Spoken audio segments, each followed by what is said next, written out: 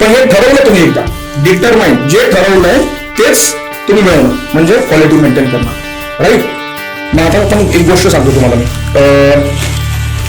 एक पुजाऱ्याचा मुलगा होता. ओके. आणि त्याचं विजन होतं की 7 गावांचं राजा बनायचं. किती? 7 गावांचा राजा बनायचा.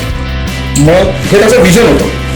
फक्त विजनचा विचार करून चालणार आहे का? आता त्याला त्या विजन मिळवण्यासाठी काहीतरी मिशन्स तयार करावं लागणार. राईट. मग त्याने खूप विचार केला आणि 3 मिशन्स ठरवले. एक तर असा एखादा राजा बघा ज्याची मुलगी लग्नाला आहे, मग 7च काय 40 गावांचा राजा होईल. राईट. आणि तिच्याबरोबर लग्न करायचं. दुसरं, एखादा असा राजा बघा जो 7 गावांचा राजा आहे, त्याच्याबरोबर युद्ध करायचं, ते जिंकायचं आणि राजा व्हायचं. आणि तिसरं, अशी एखादी गोष्ट चोरायची की जी विकल्यावर मी 7 गावं विकत घेऊ शकेन, एवढा पैसा येतो. राईट. पहिला त्यांनी ट्राय केला, असा राजा नव्हता. बरोबर. दुसरा विचार केला, त्याच्यात हिंमत नव्हती की त्या राजाबरोबर लढायची, त्यामुळे ते मिशन काय झालं, फेल झालं. राईट. मग तिसरं मिशन होतं. तिसरं काय होतं मिशन, गोष्ट चोरायची. त्याने इकडे तिकडे पाहिलं तर त्या मंदिरामध्ये जी देवी होती तिच्या कपाळावर खूप मोठा हिरा होता. आणि त्याने चौकशी केली, त्याच्या लक्षात आलं की 7 नाही, मी या हिऱ्याच्या किमतीतनं 14 गावं विकत घेऊ शकतो. आणि फॉर्च्युनेटली मी पुजाऱ्याचाच मुलगा आहे, म्हणजे माझ्या इतकी ऍक्सेस इथं कोणाला नाहीये, मी जाऊ शकतो, घेऊ शकतो. पण विजन मिळवणं, विजन ठरवणं सोपं आहे, मिशन ठरवणं सोपं आहे, पण त्याला यशस्वी करणं खूप अवघड आहे. मला फीचर बनवणं सोपं आहे. बरोबर. मला बेस्ट हॉस्पिटल बनायचं हे विजन विचार करणं खूप सोपं आहे. त्याच्यासाठी फीचर्स ठरवणं सोपं आहे, पण ते फीचर अचीव्ह करणं आणि करत राहणं तेवढं सोपं नाही, हे त्याला माहिती होतं. मग त्याने काय करायला, नाही मला ह्याच्यासाठी रेसिपी SOP बनवायला लागेल. काय बनवायला लागेल? SOP. SOP म्हणजे काय? Standard operating procedure of protocol. Standard operating procedure. मग त्याने SOP बनवली. किती वाजता उठायचं, कसं चालायचं, कुठले कपडे घालायचे, हे त्याने सगळं लिहिलं. आधी काय केलं, मग ते परत वाचलं, याच्यातनं एखादी स्टेप आधी नंतर ते सगळा प्लॅन केला, लिहिल्यानंतर त्याने ते करून बघितलं, त्यात थोडेसे बदल केले आलेल्या अनुभवानुसार. बरोबर. आणि मग एक दिवस रात्री 12:30 वाजता त्याने तो चोरला आणि तो पळायला लागला. त्याच्या SOP मध्ये लिहिलं होतं की चोरल्यानंतर स्मशानात जायचं, की पुस्तक पोलीस मागा लागणार आहे, म्हणून तो स्मशानात गेला. स्मशानात तिथे एक प्रेत जळत होतं आणि त्याच्या जाळ्यावर तिथला जो माणूस होता तो गोळे जे आहेत ना त्याची भाकरी करून तो भाजून खात होता. भूक तर यालाही लागली होती. मग हा त्याला म्हणाला, मला भूक लागली आहे. तर तो म्हणाला, मग कर की, मी काय करतोय ते. तर पुजाऱ्याचं बरोबर, नाही मी प्रेतावरची भाकरी भाजून नाही खाणार. मग तो त्याच्या डोळ्यात डोळे घालून म्हणाला की अरे मग तुला खरी भूक नाही लागली. बरोबर. खरी भूक हे खूप म्हणजे पुढच्या रेफरन्स मध्ये येणार आहे आपल्या. मग तुला खरी भूक नाही लागलेली म्हणजे, मग 2 तासांनी त्याला खरंच भूक लागते आणि मग तो पण भाकरी करून खातो आणि जंगलाच्या दिशेने जातो. कारण त्याला जो हिरा विकायचा असतो त्याच्यामध्ये जंगल असतं आणि डोंगर असतो आणि डोंगराच्या पलीकडे हिरा विकत घेणारा जंगली असतो. बरोबर. तर आता तो जंगलाजवळ जातो. जंगलाजवळ गेल्यावर तिथे एक द्वारपाल असतो. कोण असतो?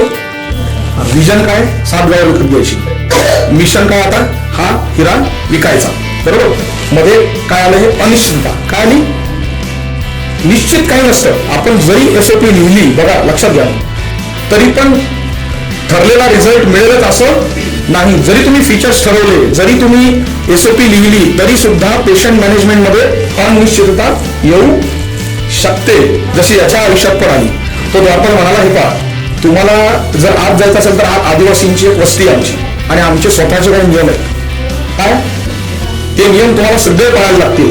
एक जरी नियम पाळला नाही तर तुमचा बळी जाईल. त्यामुळे ठरवा आज जायचं की नाही, नाहीतर तुम्ही परत तिथून मागे जा. तो डिटरमाइंड होता, जिद्दी होता. मला नाही ठीक आहे, नियम तर पाळायचे ना, त्यात काय. म्हणून तो जंगलात एंट्री झाला. म्हणजे पलीकडे माझा एक जोडा भाऊ आहे, तो तुम्हाला सगळे नियम सांगेल. बाहेर जायचं असेल तर पलीकडे.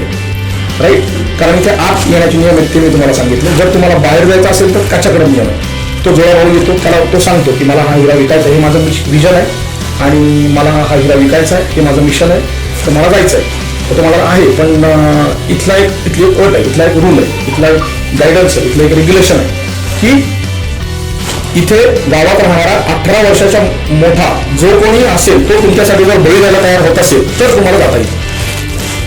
आता काय करणार, राईट. पण तो पॉझिटिव्ह होता, त्याला ते विजन अचीव करायचंच होतं, म्हणून त्याने इकडे तिकडे परत फिरला सगळीकडे. त्याला एक म्हातारी दिसली, तिला एक वेळा मुलगा होता 20-22 वर्षांचा. त्याच्या डोक्यात एक आयडिया आली की आता माझं दुसरं मिशन, एक मिशन अचीव करायला कधी कधी मला दुसरं मिशन लावावं लागतं, बरोबर. त्याने दुसरं मिशन दिलं की म्हातारीला इम्प्रेस करायचं, म्हातारीची सेवा करायची, आणि मग तिने जर वेळेला सांगितलं तो बळी जागत जाईल, कारण तो वेळा. मग त्याने परत रेसिपी लिहिली स्टेप बाय स्टेप. सकाळी म्हातारीची सेवा कशी करायची, काय करायचं, तिच्याशी कसं बोलायचं, हे सगळं त्याने लिहिलं आणि ते फॉलो करायला लागलं. जे लिहिलंय ते तो रोज वाचायचा. हा, त्यातलं काही विसरू नये म्हणून, कारण आपल्या मेंदूची एक टेंडन्सी असते ते आपण विसरत जातो, बरोबर. तर ते रोज वाचायचा आणि त्याप्रमाणे तो करायचा. 1 वर्षाने म्हाताऱ्याने विचारलं, अरे तू एवढी सेवा काय करतोस माझी, मी तुझी काय मदत करू. तो म्हणाला, असा असा प्रॉब्लेम आहे, मला जायचंय. तुम्ही अरे मग आधीच बोलायचं होतंस. मग ती वेड्याला सांगते की वेड्या तू बळी जायला तयार हो, भाऊ आपल्याला डोंगराच्या पलीकडे जायचंय. तो वेडा म्हणायला लागला मग की मी बळी जाणार, भाऊला डोंगराच्या पलीकडे जायचंय. मग सगळ्या गावातले लोक येतात, ते झाडाचा वंका असा कापलेला असतो, त्यात मान जाते, तिथं त्या वेड्याची मान ठेवतात, बरोबर. आणि तो तिकडचा वारपाव त्याच्या डोक्यावर घाव घालला, तेवढ्यात हा पुजाराचा मुलगा थांबा, तिला फेकून देतो. म्हणतो नाही, मी इथंच राहणार, कारण 7 गावांचा राजा झालो तरीही मला रोज झोपताना या वेळेचा चेहरा दिसेल आणि माझ्या आयुष्याची राख रांगोळी होईल, काही फायदा होणार नाही, मी आयुष्याची मजा नाही घेऊ शकणार. मग तो द्वारपाल तिला उचलतो, त्याच्या हातात देतो आणि म्हणतो जातो. मग हा जो पुजाराचा मुलगा आहे तो म्हणतो हुश, संपला एकदाचा प्रवास, राईट.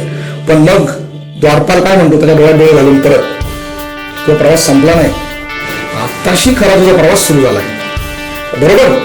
तसंच आता जेव्हा आपण NABH सर्टिफिकेशनला जातोय तर इथला मी पहिला द्वारपाल आहे. आणि मी तुम्हाला सगळ्यांना सांगतोय की आता या जंगलात जाण्यासाठी, क्वालिटीच्या जंगलात जाण्यासाठी काही नियम आहेत. ते सगळे नियम पाळायला लागणार, नाही पाळला तर बळी जाणार. बरोबर आहे ना, राईट. आणि म्हणजे काय, हा, यासाठी सो सिंपल खरी भूक पाहिजे, ती आम्ही तुम्हाला लावून देऊ, आम्ही सगळं आहोत तिथे, विल हेल्प यू, तो प्रॉब्लेम नाही. पण दुसरं जे वाक्य होतं की खुश, संपला एकदाचा प्रवास, राईट.